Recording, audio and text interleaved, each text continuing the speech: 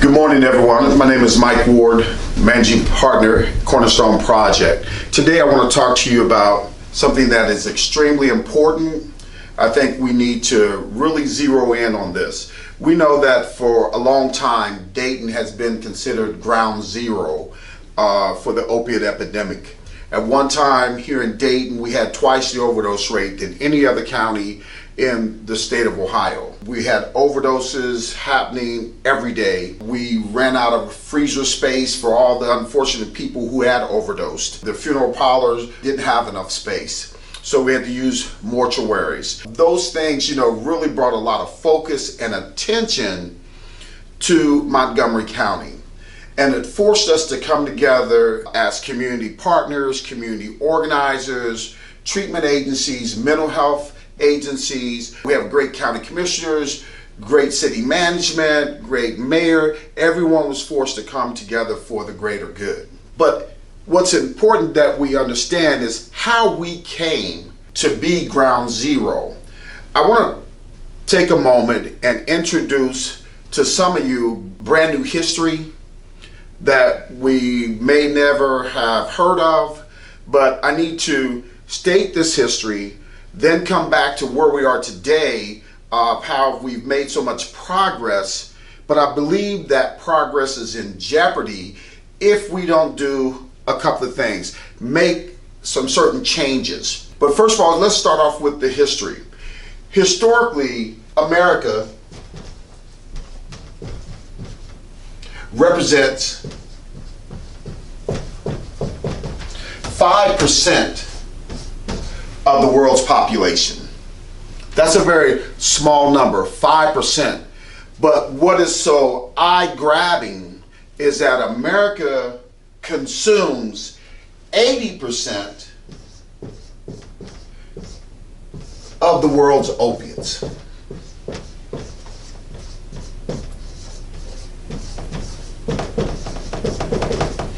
%80 of the world's opiates is consumed here. The very thought of that is frightening, is disturbing. What's even more alarming is that how we got introduced to the opiates. Hardworking professors, lawyers, doctors, nurses, the stay-at-home mom, the hardworking dad, working at Rumpke's or waste management or construction, in regards of the occupation, many of us were introduced to this opiate epidemic unknowingly. Maybe I had elbow surgery, back surgery, I was injured, knee surgery, and I would go to the doctor who, based on who asked us, I'm sure all of us have been to the doctor before, and we get asked, okay, how's your pain? On a scale of 1 to 10, if we give a 7 or 8, that would make the determination, okay, do I get Oxycontin, Percocet, Vicodin? All of those are a form of opiates. So how we got introduced, maybe through an injury, something happened, and we were prescribed that medication. By who? By our doctor. So the doctor would do the original prescribing.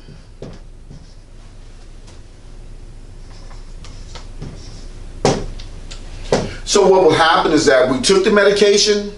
Sometimes we are guilty of taking the medication more than we need to, but along the way of taking that medication by way of prescription from the doctor, we begin to experience that relationship with addiction, oftentimes leading us to the next step, because as the doctors became under the scrutiny of the federal government and from the Attorney General's office as the person that is prescribing the opiate, so when the doctors became under scrutiny, the doctor then decided that, okay, look, I can no longer prescribe you this medication. Now, the medication has already created the addiction. So what that college professor or that banker or that nurse or the stay-at-home mom or the everyday laborer has now is experiencing addiction. What happened is that while under scrutiny, the doctor said, I can't prescribe anymore. So what occurred was that the new addict turned to street drugs. Heroin became the drug of the day. Fentanyl became the drug of the day, or a mixture thereof, because while under scrutiny, the doctor stopped prescribing. But what else happened? In order to help combat this, the DEA offered a course, online course, for the doctor to be able to take this course, pass the course, so that they could get a DEA number which would allow them to prescribe Suboxone. So they went from the first original prescribing of the opiates to cutting the opiates off while under scrutiny. Then the person turned to the street drugs, heroin, fentanyl. Now we're in the midst of the opiate epidemic.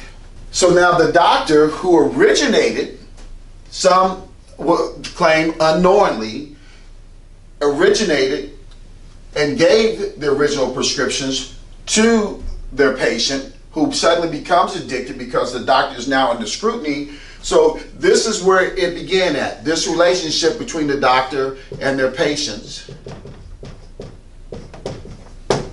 through the prescribing of the opiates. The cutting off because of scrutiny led to the street drugs, which led to growing crime, growing, even more importantly, the overdose. So in the means to combat the opiate epidemic, the DEA offers the waiver. In order to prescribe Suboxone, the doctor had to receive a DEA waiver.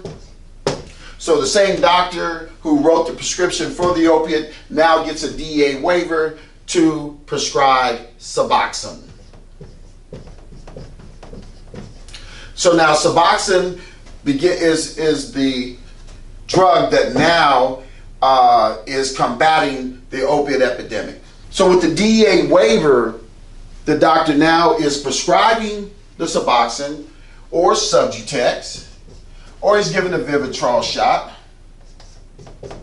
But something else is taking place here. Because in order for this to occur, the DEA makes the waiver available, but here is where the line of accountability is missing. The doctor now gets to write for 30 clients for a year. Then the following year, they get to write for 100 clients. This in turn became a very lucrative cash business for the doctors. Because clients basically had to go into the doctor's office and pay $150, sometimes upwards to $300 for that office visit to get the 30-day prescription of 90 pills a day, because you're taking 3 pills a day. 3 times 30 is basically 90. So here's a prescription for the whole month. It became a cash business because the doctors refuse to accept Medicaid.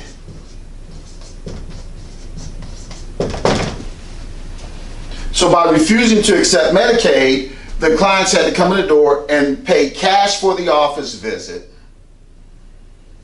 So if I'm paying $150 to $300 for that office visit, you do the math. What's 100 times 150? That's $15,000 cash money that a doctor is making per month. He first started off with just 30 patients, then 100 patients. It became really a cash business. There was no treatment attached to this waiver. nothing moderating or even accounting for the amount of medication that was being prescribed by the doctors. Therefore, we begin to hear words like pill mills. And we still have these around today. So what occurred is these doctors would write the prescription. You pay $150 to $300 per office visit. If I'm a doctor and I got 100 patients and I'm getting 150, I'm making $15,000 a month, you know, do the math, $15,000 a month, you know, for the year. You know, so when you're taking a look at this, that's how the governor's office and the attorney general's office begin to identify pill mills, because there's no treatment attached to this DEA waiver. So what we saw happening with a lot of clients, they just changed one addiction for the next. What occurred is that there was no management of the medication. So that means the medication is going out in the form of clients, but there's nobody managing that medication through pill counts. You come in, I want to see how many pills that you have left, or how many strips you have left of your Suboxone. You were supposed to take 3 a day. You've only had them for 7 days. That's 3 times 21. 90 minus 21 is what? 79. You should have 79 strips left, but that was not a part of the equation during random pill counts. So this only inflamed that addiction. It didn't arrest it. You know, so now I'm putting back on the street medication that can be sold on the street, because if you didn't know that Suboxone sells for $30 a pill or strip on the street. So its street value is $30. So if I'm a patient of a doctor who's prescribing me this for $150, you know, you just think about it. I pay $150. I get, let's say, 90 strips or 90 pills, 90 times 30. So I'm paying $150, which equates to street value of $4,500. You know, so if that's what I'm doing, and I'm basing this merely on the fact that today, see, that 100 clients is now 270 clients, because the DEA waiver now went from, it started off at 30, 100, now it's 270. So as a doctor, you know, I'm capable of now making $40,500 per month, because I got 270 clients. But remember, no treatment. The doctors are not requiring any treatment. It might surprise you, but some doctors feel that treatment is not necessary. Tell the clients that treatment is not necessary for your recovery. All you need is the medication. So the DEA waiver was created to combat the opiate epidemic, but what it also did is created another avenue of revenue with no accountability for the amount of prescribed medication that's being put out into the street.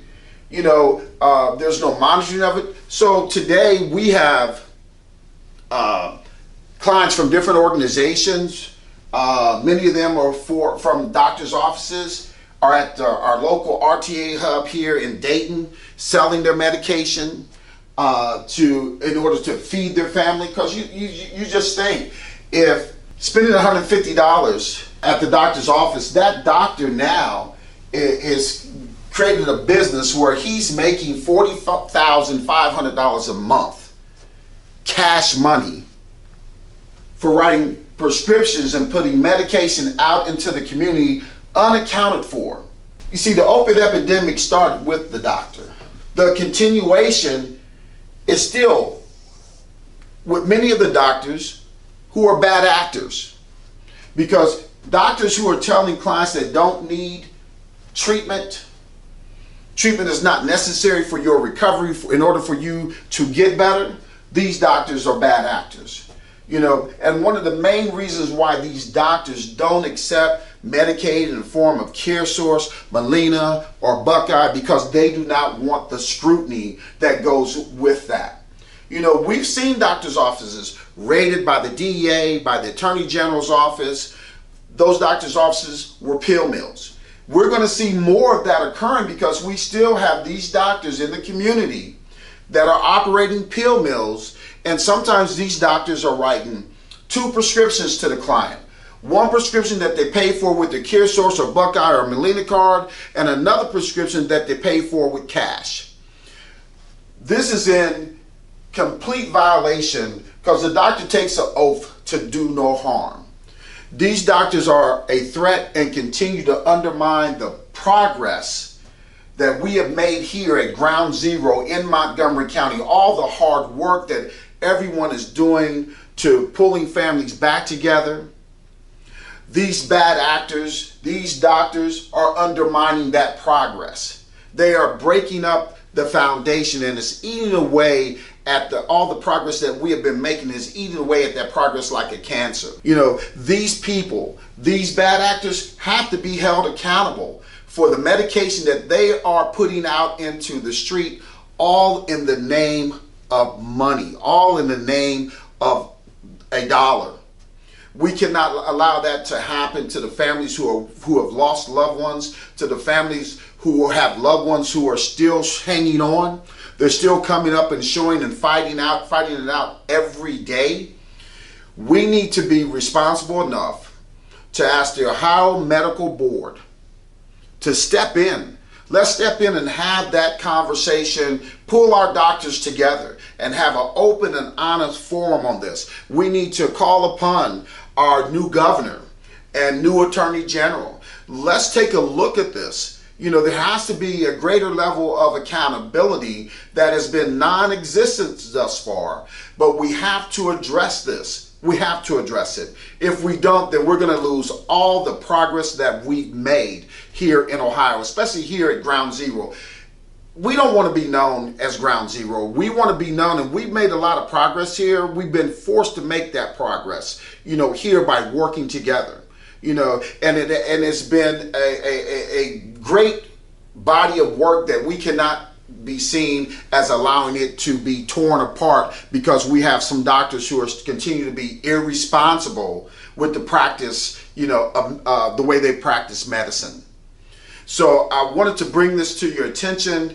We're going to be talking about this every week. We're going to be coming up with some guests that we can talk about and expand on this to some solutions, that need to be had. These are the things that are important to us. To stand by and be silent means that we're condoning that practice. You ask the family members who've lost their family members to overdose, to an overdose death, unexpectedly because of a surgery that they had to take the Oxycontin, the Percocet, or the Vicodin, became addicted. And only during oversight did these bad actors begin to show take on some type of responsibility and then cut it off. But I can honestly say this, is that we have to hold the doctors more accountable for what they do, for their prescribing patterns. Now, our next show, we're going to talk about,